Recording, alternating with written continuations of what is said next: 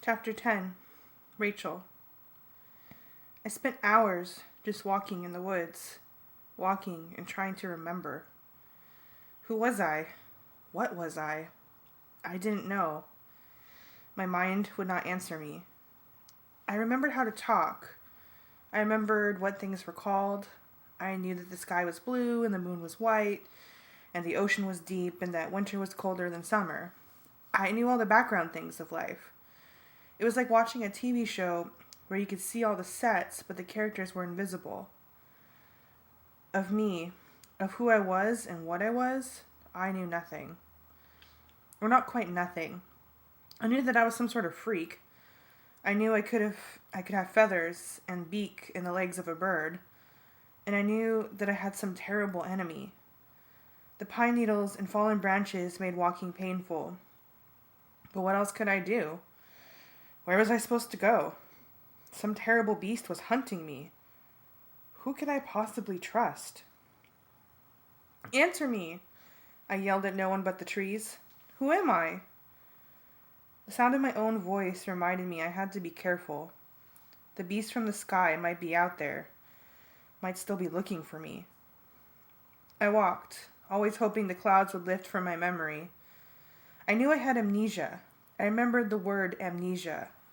And how it had happened, that I could not remember.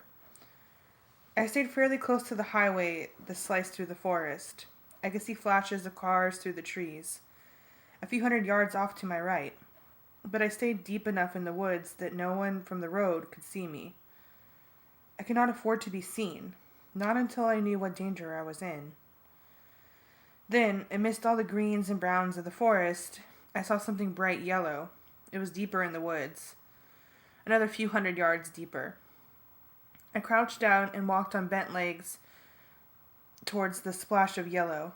I moved as quietly as I could, placing each bare foot carefully. It was a shack.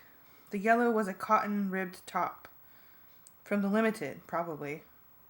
I froze. What? From the Limited? What did that mean? I squeezed my eyes shut and concentrated. Flash. A store. It was a store. Clothing. Tables covered with folded tops in bright colors. I was there. I was there shopping with... I knew there was someone with me. I could feel the fact that someone was with me. But I couldn't see anymore. The memory fragment was only a brief snippet of time. It told me nothing. I looked again at the shack. It looked like it had been built a long time ago. It was made of logs, some of which were rotted out. Had I been here before? It felt familiar. This place, a place like it. But no. I was probably just imagining things. The yellow top was hanging on a clothesline. I ducked-walked left to see through the front doorway. It was open. There was no light inside the cabin. Should I? Could I take the risk? If you want to return the item, you'll need a receipt, a voice said. Yeah, I yelled and spun around. A woman. Old. No, not so old. Just shabby. Wearing so many layers of clothing she looked fat. But she wasn't. She was thin, dragging a bulging canvas bag. Not a threat. I forced myself to calm down. I tried to let the adrenaline flow out of me, but my heart was pounding and my muscles were tensed. You'll need a receipt, the woman said again. She stared at me in a challenging way and held out her hand. What? I asked. Do you know me? If you want to return the item, you'll need a receipt, she said again. She said it precisely the way she had said it the first time. The identical inflection. She was insane. I don't have a receipt, I said. She looked past me at something, or nothing. Then she headed for the shack. I don't know why, but I followed her. She was mentally ill, but she didn't seem dangerous, and I wasn't exactly normal myself. I don't know what I expected to find inside the shack, but it was a shock. Clothing. Piles of it, 3 feet high in every corner, clothing. Much of it was dirty, filthy. Some was stained or burned. Some seemed fine. The mad woman ignored me completely. She opened her dirty canvas bag and began pulling out more items of clothing. Stained shirts, ripped jeans, one old sneaker. "Excuse me," I said. "Ma'am? If you want to return the item, you'll need a receipt."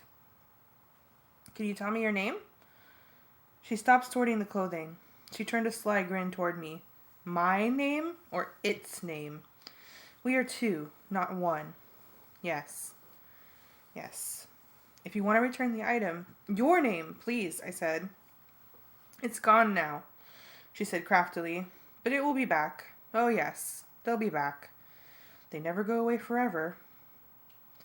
I guess normally I might have been frustrated. I might have even gotten annoyed. But I knew now what it was like to have your brain betray you. "Who does all this clothing belong to?" I asked. "Mine," she shrieked suddenly. "Mine. It's mine." Okay, it's yours. I found it all. People throw it away. It's mine." "Yes, it's yours. But I was wondering, I don't have any shoes. I thought maybe you could let me borrow a pair of shoes. Will that be cash, check, or credit card?" I had an idea. Maybe it was stupid. Maybe it was even a little cruel. I bent down and picked up a chunk of pine bark from the floor. I held it out to the woman. "Credit card." She took it. She looked at it in confusion, and then she looked up at me. There was something lost and desperate in her eyes. "Is this the store?" she asked. "It's your store," I said. She forced a shaky smile. "Let me know if I can help you find anything." "I will," I said. I began digging through the nearest pile of clothing. Shoes were stuck here and there. I dug each one out one by one and set them in a pile on the floor. I needed a size 5. So far I had mostly men's shoes. "Are you one of them?" the woman asked. "One of what, ma'am?" I replied. "The others. The ones who live in your head." "I don't think so," I said. I was focused on my search. "There's only one way to know for sure," she said in a soft, silky voice. "Success. 1 size 6 Reebok and 1 size 5 Converse. They weren't exactly matched, but they were better than being barefoot." I heard a creak of rusty hinges behind me. I turned to look. The old woman had opened a trap door in the floor of the shack. I started to rise from my crouch, holding the shoes. Woof! Something hit me from behind. I tried to suck in a breath, but the blow had emptied my lungs. The woman was all over me, shoving, clawing, scratching, and screaming. "Yerk! Yerk! Yerk!" I struggled to fend her off, but she was strong and driven by her insane vision. I fell down through the hole in the floor. "Yerk!" she screamed. "Yerk!" I landed on dirt. I recovered quickly and leaped back up at the opening. The hatch slammed down on me. I ducked just in time. "Yerk! Yerk! Yerk!" Flash, a gray sludgy pool, an underground cavern. Something in the pool swimming. Many somethings. Seething just below the surface of the pool, like fish. No, slugs. Gray slugs. Yerk! My head swam with a sudden vision, but I couldn't focus on that. I had to get out. I pounded on the splintery wood of the hatch. "Lady, let me out of here! Let me out of here! I don't want to hurt you!" No answer. I looked around. It wasn't a basement, just a space beneath the shack. Maybe long ago it had been some way to escape. Or maybe it was a place to store food for the winter. But it had the feeling of great age. It was hard-packed dirt on 3 sides. The 4th side was a wall of vertical logs. I could see through the gaps in the logs, but I did not see a way out. "Lady, let me out of here! I'm not going to hurt you!" She spoke in a much quieter voice. No, you don't want to hurt me. You just want to crawl inside my head, like you did before. Crawl inside my head and make me give you my husband. Make you give him to you, my children. All for you. All for you. Controlling me in my head. But you died, didn't you, Yerk? I felt a terrible coldness. She was insane. Insane. And yet, why did her ravings mean something to me? That word, Yerk, it meant something. Something evil. Was I crazy too?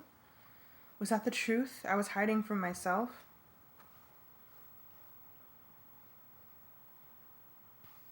Chapter 11. Jake. Marco and I took the bus to a place close to where the dust beast had attacked Rachel and destroyed the ice cream truck. The bus stopped and we climbed off. We were at a combination gas station and convenience store just off the highway. There was a Denny's across the street and a Dairy Queen not far off. The wreckage of the Ben & Jerry's truck was at the gas station. It had been towed there to get it off the road. There wasn't much left of the trailer. It had been chewed up and ground into splinters. Well, Marco said dryly, that sure looks like the work of the same creature that ventilated Darlene's house. You do realize you shouldn't have been there in the first place, I said. Someone could have been killed. Like I knew some devil beast was going to come after me, Marco demanded. I let it go. Marco knew he'd screwed up. At least, I hoped he knew. Come on, I said. You have the bag? Of course I have the bag, Marco grumbled. We headed for the woods. Once well into the trees, we began scanning the tree branches. Up here, Tobias said in thought speak. He was on a branch, preening his feathers. He used his beak to sort of comb through each feather. Is this really the time to be worrying about your looks? Marco asked. Preening isn't about looks, Tobias said patiently. I'm cleaning and straightening feathers. Clean feathers fly better. How do you even get dirty? Marco wondered. I mean, flying all the time. I was hungry, so I ate a mouse. A mouse just like the one you became this morning, Tobias said. It wasn't a very clean kill. Any other questions? I smiled as Marco turned slightly green. Where's Axe? I asked.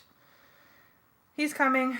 He's about a mile back. He's fast, but he's on foot, whereas I flew. Did you... No, Tobias answered. I didn't see anything. No humans walking in this area of the woods at all, as far as I saw. Except for this crazy woman who lives in a shack out here. No Rachel. Okay, I said. Marco and I are going to morph now. You want to go up top and make sure we're clear? Tobias opened his wings and swept low over our heads before catching a headwind and rising above the treetops. Ready, Marco? I asked. Sure, I love this morph. It's cool. This is what morphing should always be like. We were planning to use our wolf morphs. For one thing, wolves ran in the forest, so we wouldn't be totally out of place. But more importantly, wolves have magnificent sense of smell. Open the bag. Marco opened the bag and took out a girl's shirt. It belonged to Rachel. She left it at Cassie's house. We hoped it would still smell like Rachel. We were going to play bloodhound. We shoved our clothes back into the bag and stood there in our morphing suits, bike shorts and tops. Needless to say, we looked just a bit out of place. All clear, Tobias called down from somewhere above. Well, let's do it, I said to Marco. You look so Arnold when you get that expression, Marco teased. So what? So Arnold. Schwarzenegger. I smiled. Oh, shut up. All right then, let's do it, Marco said, doing a pretty decent Arnold accent. I focused on the wolf. We had first acquired the wolf morph a while back, when we were on a mission to destroy a York truck ship. Wolf, I said to myself. The first change was the fur, gray and shaggy and as rough as carpeting. It sprouted from my human skin in a wave that rippled down from my neck all across my body.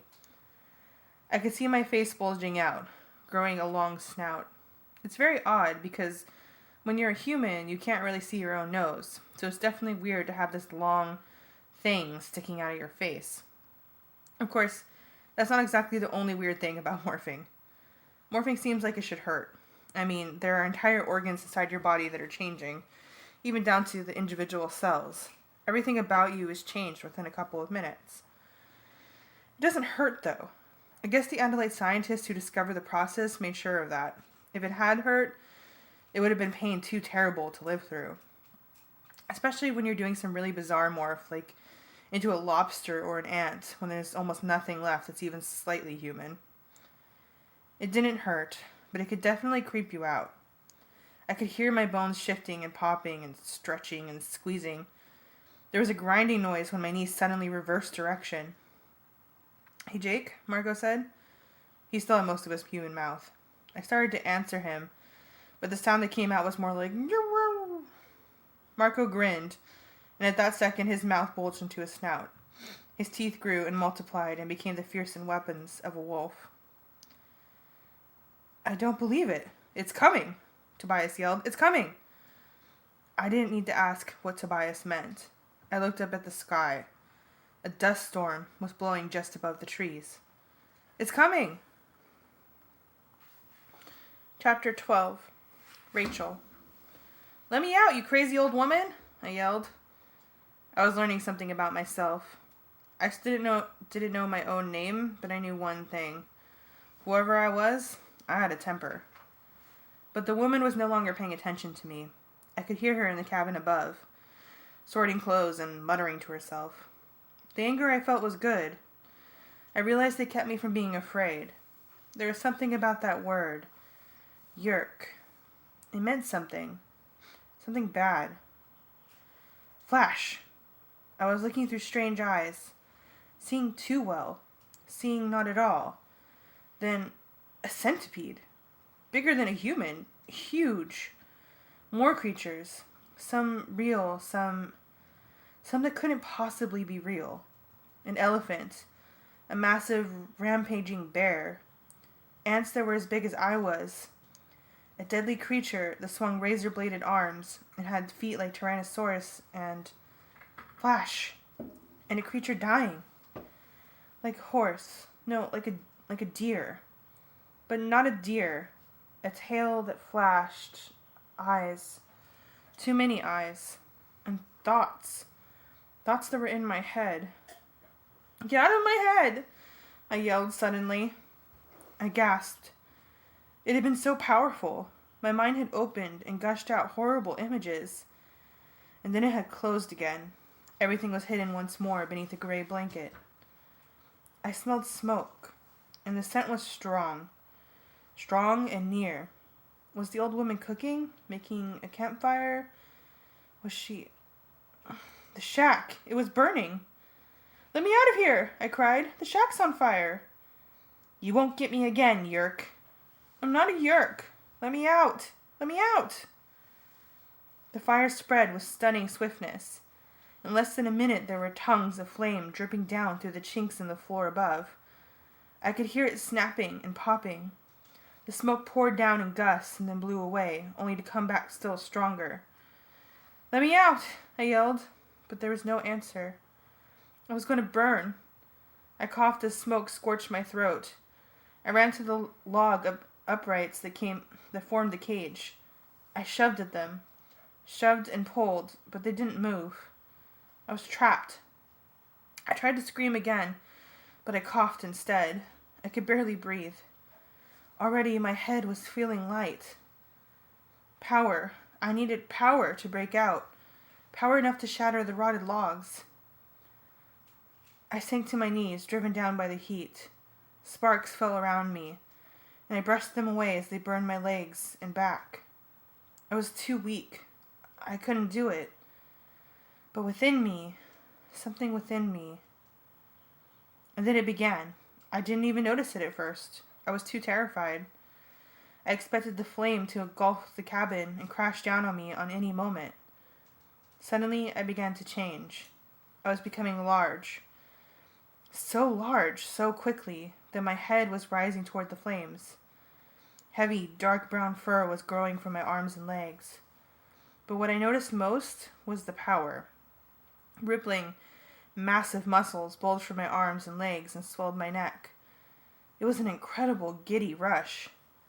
One minute I was weak and failing and nearing death.